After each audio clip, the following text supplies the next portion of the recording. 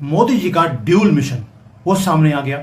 कई बार होता है कि आपके सामने पैसे पड़े होते हैं, आपके सामने अपॉर्चुनिटी होती है, लेकिन आप उसको एनकैश नहीं कर पाते क्योंकि आपने उसको एक्सप्लोर नहीं किया।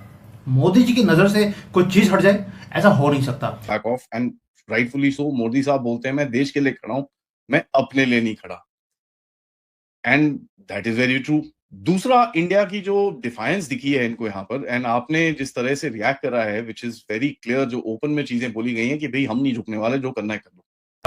मैं अभी देख रहा था न्यूज़, और जो सबसे मुझे शॉकिंग न्यूज़ लगी और जिस पे मैं देखता हूँ कि पाकिस्तान ने कोई रिएक्ट ही नहीं किया इसके ऊपर। मतलब पाकिस्तान समझता ही नहीं है कि उसकी क्या सिग्निफिकेंस है।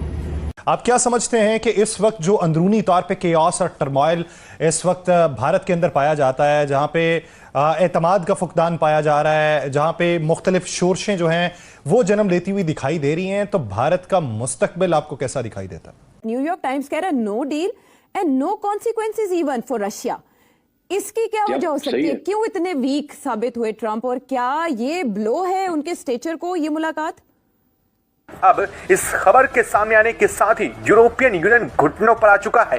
भारत के साथ साथ अमेरिका से भी गुहार लगाई जा रही है कि भारत से सप्लाई चालू करवाई जाए, क्योंकि अगर ऐसा नहीं होता है तो इसके चलते यूरोप में एक एक दाने से लेकर के कंपनी, फैक्ट्रीज, सब पर इसका बहुत बड़ा इंपैक्ट पड़ने जा रहा है। दरअसल भारत ने यूरोपियन यूनियन पर ही सबसे बड़ा बैन लगा दिया है, और यह बैन सामान्य नहीं होने जा रहा है। इस बैन का मतलब यह होगा कि चावल से लेकर के स्टील तक यूरोपियन यूनियन को निर्यात किए जा रहे सभी भारतीय उत्पादों पर भारत ने फाइनली रोक लगा दी है।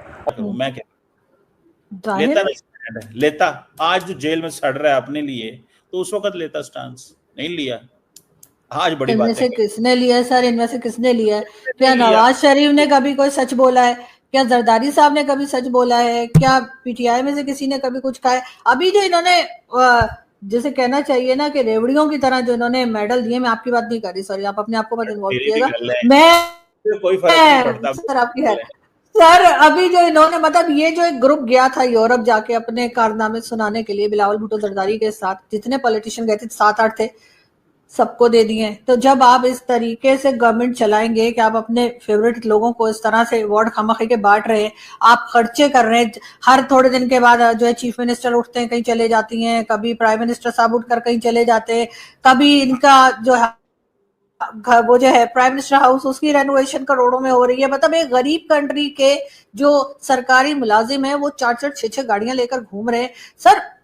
ये सारे खर्चे दिखाई नहीं देते इन लोगों को। और जो 45% लोग पॉवर्टी लाइन के नीचे बेचारे चले गए, जो कि पाकिस्तान की या किसी ने, मैंने नहीं ये फिगर बनाई है, आपको पता है कि ये इंटरनेशनल लेवल पे ये सब कुछ चेक हुआ है, तो उस पर कोई शर्म नहीं आती सर। ऊपर से ये लोग उठकर कहते हैं कि वाह जी हम तो बड़ी तरक्की कर रहे हैं। ये किस किस्म के लोग हैं?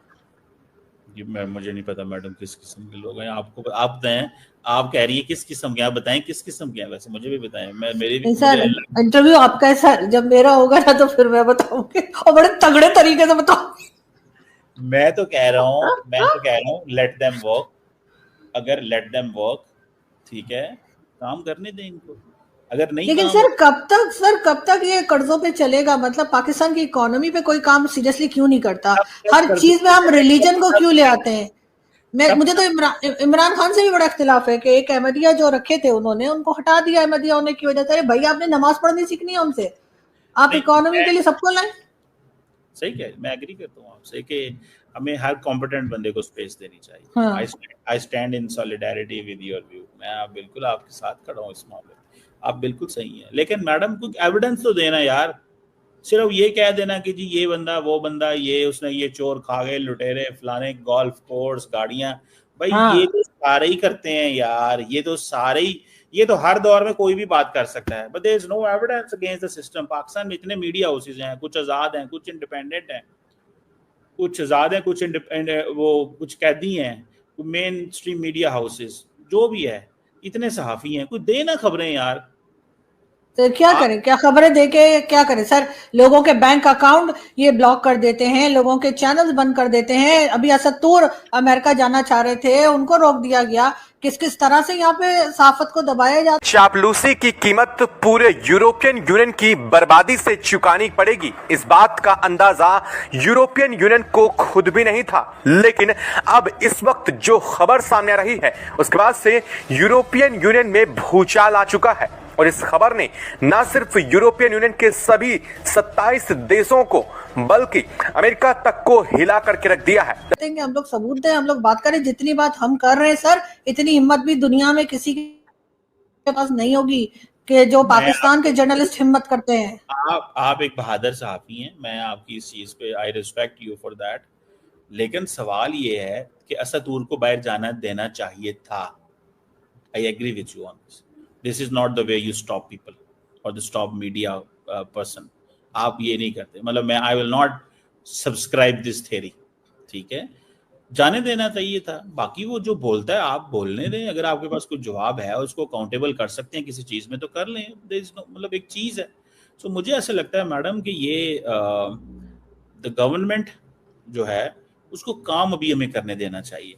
लेट देम, कभी 5-10 साल काम करने दे मैडम इनको चीजें। यही 10 साल करते रहे, मतलब इलेक्शन नहीं होंगे आपके ख्याल से? मैं यार मैंने कब कहा इलेक्शन नहीं होंगे? मैंने कहा हो सकता है लोग इनको दोबारा इलेक्ट कर ले जिस तरह पहले किया उन्होंने, तो मतलब ये आप मैडम मेरी सारी बातों को दरअसल भारत ने अब तक का सबसे बड़ा एक्शन यूरोपियन यूनियन पर लिया है और इसके पीछे की वजह कुछ और नहीं बल्कि यूरोपियन यूनियन की अमेरिका के कहने पर भारत पर लगाए गए प्रतिबंध और यूरोपियन यूनियन की वो चाटुकारिता है जिसके चलते यूरोपियन यूनियन ने भारत की तरफ से रूस पे खरीदे जा रहे क्रूड ऑयल को लेकर के भारतीय ऑयल सप्लाई को प्रतिबंधित किया था। और अब एक लंबे समय के बाद भारत ने फाइनली इस पर बहुत बड़ा डिसीजन अपना सुना दिया।